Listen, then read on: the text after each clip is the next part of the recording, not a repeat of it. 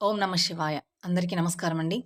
ఈరోజు మనం ఈ వీడియోలో తెలుసుకుందాం తులారాశి వాళ్ళకి ఏ విధంగా ఉండబోతుంది, ఏ దేవత అనుగ్రహం మీ మీద ఉండబోతుంది, ప్రతి రాత్రి తులారాశి వారింటికి ఏ దేవత వస్తుంది, ఆమె మీతో ఏదో అడుగుతుంది, అది ఏమిటి అనేది పూర్తి వివరాలు ఇప్పుడు మనం ఈ వీడియోలో తెలుసుకుందాం.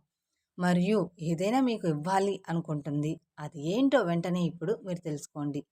ఇప్పటిదాకా మీరు గమనించే ఉంటారు. చాలాసార్లు చాలా విధాలుగా మీరు ఏదో ఒక పనిలో ఎంతో కొంత నష్టపోయి ఉంటారు. దానికి ఎన్నో ఇబ్బందులు పడి ఉంటారు. కానీ మీరు చివరి దశలోకి వచ్చేసేటప్పటికి ఏదో ఒక మార్గం చూసుకొని మీరు మరింత నష్టపోకుండా మిమ్మల్ని మీరే కాపాడుకుంటూ ఉన్నారు. అది ఎందువలన అంటే ఈ దేవత అనుగ్రహం ఉండడం మూలానే మీకు ఈ విధంగా జరుగుతుంది. అలాగే మీరు కానీ ఆ పని చేస్తే మీకు ఎన్నో రకాలుగా మిమ్మల్ని మీకు ఏదో ఒక విధంగా సహాయపడుతూ మిమ్మల్ని కరుణించాలని చెప్పి చూస్తూ ఉంది. అయితే ప్రతిరోజు రాత్రి మీ ఇంటికి ఈ దేవత ఎందుకు వస్తుంది? మీ ఇంటిని కాపాడుతూ ఉంది. మరి ఆ దేవత ఎవరు? ఆ దేవతకు ఏ ఒక్క పని మీరు చేయాలి? ఇలా ప్రతి ఒక్కటి చాలా క్లియర్‌గా ఇప్పుడు ఈ వీడియోలో మనం తెలుసుకుందాం. అలాగే మొదటిసారి మీరు మా ఛానల్‌ని చూస్తున్నట్లయితే మా ఛానల్‌ని సబ్స్క్రైబ్ చేసుకొని మమ్మల్ని సపోర్ట్ చేయండి. అలాగే వివరాలకు వెళ్ళే ముందు చాలామందికి ఎన్నో సమస్యలు, ఎన్నో ఇబ్బందులు, చికాకులు ఎదురవుతూ ఉంటాయి. అలాంటప్పుడు చాలా చోట్ల జ్యోతిష్యం చెప్పించుకొని నిరాశ చెంది ఉంటారు. మరైతే లాస్ట్ ఛాన్స్‌గా ఈ ఒక్కసారి ఈ గురువుగారిని కాంటాక్ట్ చేయండి. చాలా నమ్మకమైనటువంటి గురువుగారు.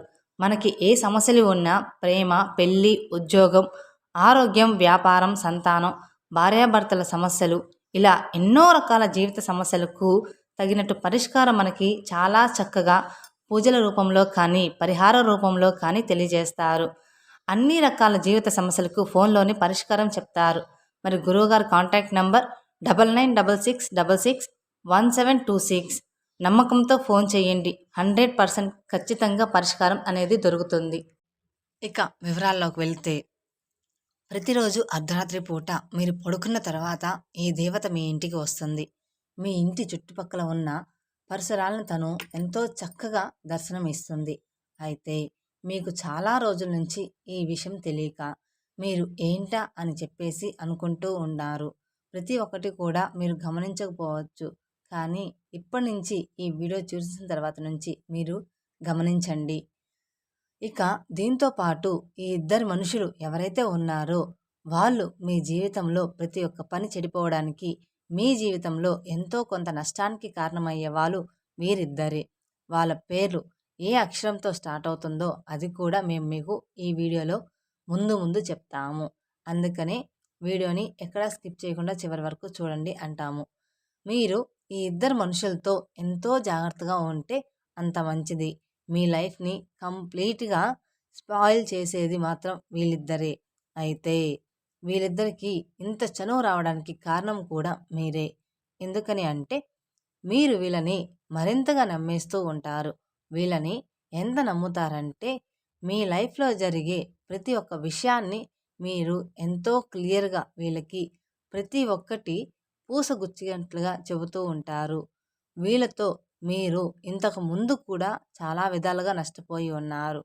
అయినా కూడా మీరు జాగ్రత్త పడకుండా వీళ్ళు కాస్త వచ్చి మీ దగ్గరికి మాయ మాటలు చెప్పగానే మీరు నమ్మేస్తారు. కాస్త ఏడుపు ఏడవంగానే వెంటనే మళ్ళీ మీరు వీళ్ళని నమ్మడం మొదలు పెట్టేస్తూ ఉంటారు. దాని మూలాన వీళ్ళు మరీ మరీ మిమ్మల్ని మళ్ళీ మళ్ళీ మోసం చేయడానికి వీళ్ళకి అవకాశం కలుగుతుంది. ఇప్పటిదాకా మీరు 2024లో ఎంతో కష్టపడి ఉంటారు. మీరు ఎంతో శ్రమదానం కూడా చేసి ఉంటారు. మీరు ఎంతో కష్టపడి ఎంతో ముందుకు వెళ్ళాలని చూసినా కూడా మళ్ళీ మళ్ళీ చివరికి దశలోకి వెళ్ళేటప్పటికి మీరు చేసిన ప్రతి పని ఒక్కటి ఏదైతే ఉందో అది నష్టానికే మీకు దోవత చూపిస్తుంది. దానికి కారణం కూడా వీళ్ళిద్దరే. వీళ్ళు ఎవరో కాదు, బయట వాళ్ళు అంతకన్నా కూడా కాదు. బయట వాళ్ళకి మన గురించి అంత ఎక్కువగా తెలీదు. ఎక్కువగా తెలిసినా వాళ్ళే ఇటువంటి పనులు చేస్తూ ఉంటారు. మనం నవ్వుతున్నా, మనం ఏదైనా కొత్త వస్తువు కొనుక్కుంటున్నా, మనం కాస్త అభివృద్ధిలోకి వస్తే చాలు వీళ్ళు కళ్ళల్లో నిప్పులు పోసుకుంటూ ఉంటారు. అలాంటి వాళ్ళు బయట వాళ్ళు అవ్వరు. ఏదో ఒక విధంగా మిమ్మల్ని కించపరచాలని చెప్పేసి, మీరు బాధల్లో ఉంటే చూసి నవ్వాలని చెప్పేసి వీళ్ళు ఎప్పుడూ ఎదురు చూస్తూ ఉంటారు.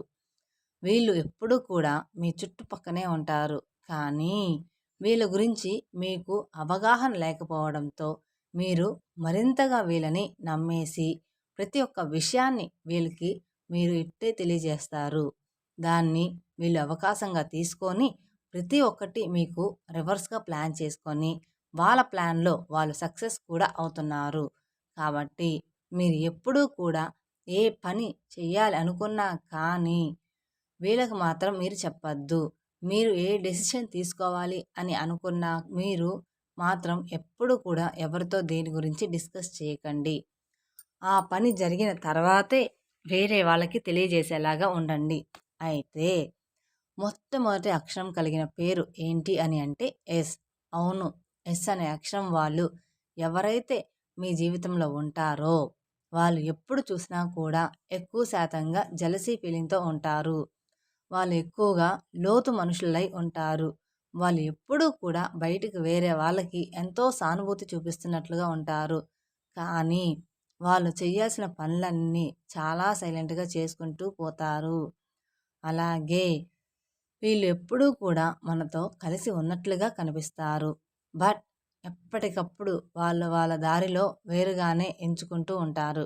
కాబట్టి మీ జీవితంలో కూడా ఇటువంటి వాళ్ళు ఎవరైనా ఉంటే వాళ్ళతో తస్మాత్ జాగ్రత్తగా ఉండండి. వాళ్ళతో ఎంత దూరంగా ఉండాలో అంత దూరంగా ఉండండి. కొన్ని బంధాలు ఉంటాయి. అవి మనకి పుట్టుకతోనే వస్తాయి. తల్లి, చెల్లి, అలాగే భార్య, ఇలా ఏవైతే బంధాలు ఉంటాయో అటువంటి వాళ్ళు ఎప్పుడూ కూడా మన గురించి తప్పుగా ఆలోచించరు. కానీ ఇది కలికాలం. కలికాలంలో ప్రతి ఒక్కటి కూడా పాజిటివిటీ అనేది లేదు. కాబట్టి ఏది కూడా జరగదు అని అనుకోవడానికి లేదు. ఇది అలా జరుగుతుంది అని మనం అనుకునేటప్పటికీ కూడా జరుగుతూ ఉంటాయి. కాబట్టి ఇలాంటి పేరు కలిగిన వాళ్ళు మీ లైఫ్‌లో ఎవరైనా ఉంటే వాళ్ళతో కాస్త జాగ్రత్తగా ఉండండి. అలా అని చెప్పి అందరూ ఎస్తో కాదండి. ఎందుకంటే కొంతమంది మంచి వాళ్ళు కూడా ఉంటారు. మనం గమనించుకోవాలి. అంతేకాని ఎస్ అనంగాల్నే మీకు చుట్టాలైనా గానీ, ఎవరైనా గానీ ఉంటే వాళ్ళ మీద పడిపోతారు. అలా కాకుండా మీరు గమనించుకోండి ప్రతి ఒక్కటి కూడా.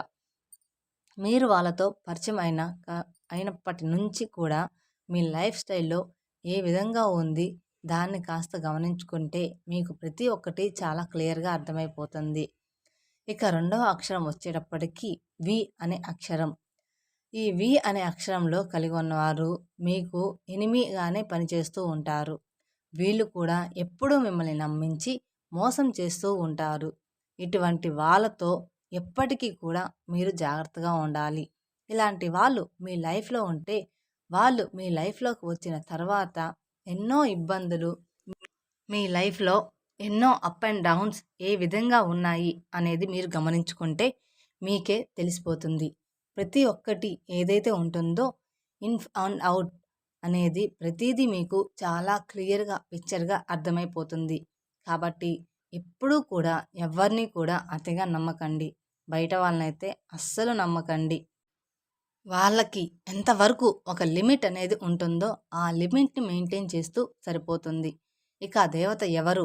ఆ దేవత మిమ్మల్ని ఎప్పటినుంచి అనుగ్రహిస్తుంది అని అంటే మిమ్మల్ని చాలా సంవత్సరాలుగా అంటే దాదాపు 10 సంవత్సరాల నుంచి తను మీ మీద కటాక్షం కలిగిస్తూనే ఉంది. మీ ఇంటికి వస్తూనే ఉంది. దీనికి సంబంధించిన కొన్ని సింపుల్ వస్తువులు చెప్తాను. మీకు బ్రహ్మముహూర్తంలో నిద్ర మెలుకువ వచ్చేస్తుందా? ఇది గమనించుకుంటున్నారా లేదా?